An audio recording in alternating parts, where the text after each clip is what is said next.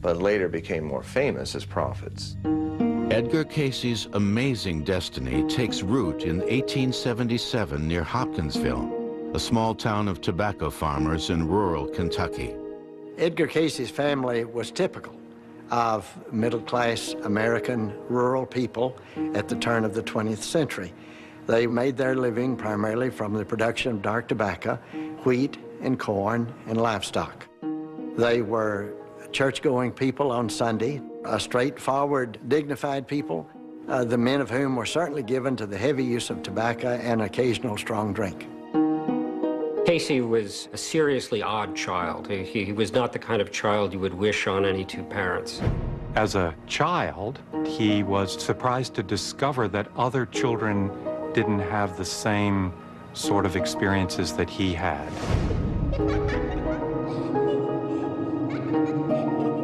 As a boy, Edgar often had visions as he sat in the woods reading his Bible.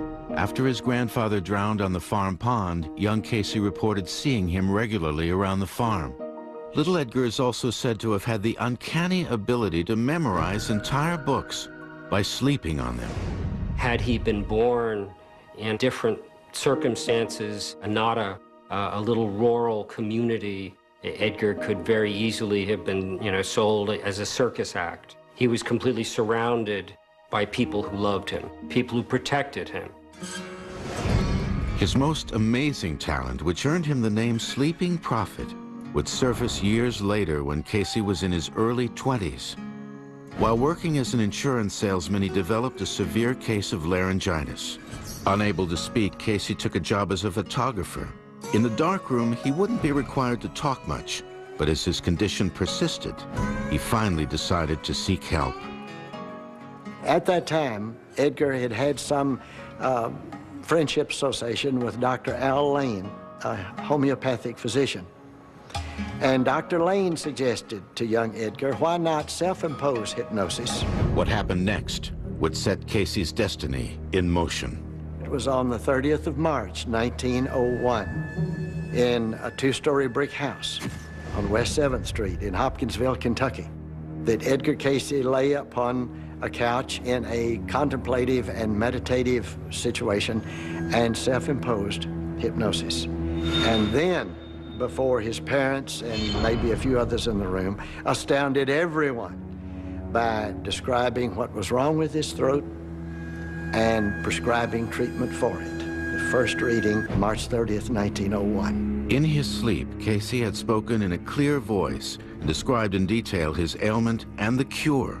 Soon doctors and patients were coming from far and wide to be diagnosed and cured by the man with the X-ray eyes.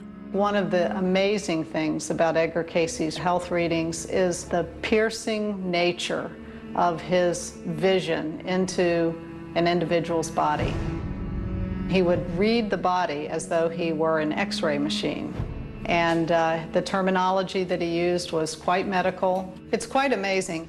In 1905, Casey told surgeons how to fix the badly broken leg of a local man, George Dalton, by inserting a nail into the break. The doctors had said Dalton would never walk again. He did. To our knowledge, that was the first time in medical history of the use of a nail. And in the summer of 1911, when doctors told Casey his own wife Gertrude would surely die of a severe case of tuberculosis, she followed his treatment and quickly recovered. Casey's fame as a healer grew fast. In the New York Times, doctors raved about Casey. His psychologic terms would do credit to any professor of nervous anatomy. While in his normal state, he is an illiterate man, especially along the lines of medicine, surgery, or pharmacy, of which he knows nothing. Casey's predictions were amazing in their detail, but his process was simple enough. It wasn't anything mysterious. He would simply lie down on a couch. He would, if he had a tie or collar on, he'd loosen his collar, loosen his shoelaces, and just cross his hands over his stomach and just relax. There was a window, maybe 30 seconds, maybe 60 seconds, when his eyes began to flutter. And it was at that moment that you could put a question to Edgar Casey. All he had to know was the name of the person the reading was for and where he was at the time of the reading. Could be in California or Kalamazoo, it didn't matter. Oddly, whether he gave a diagnosis, prescribed a cure, or predicted the future, Casey forgot it all as soon as his eyes opened. He didn't remember anything. He didn't remember anything that he said at the reading. And soon, some clients caught on. People would slip in a question about who's going to win a horse race or what's going to happen in the stock market, and he would answer them, much to their profit. As clients got rich on his predictions, Casey suffered from unexplainable migraine headaches. Where there were selfish purposes involved, it was as if the radar screen got fuzzy. He couldn't tune in as clearly or as accurately. It made him ill or made him upset stomach. He just said, I'm through. I'm not doing this anymore. In 1912, with his young wife Gertrude and his son Hugh Lynn in tow, a disillusioned Casey left Hopkinsville and the predictions behind him and moved to Selma, Alabama, where he went back to work as a photographer.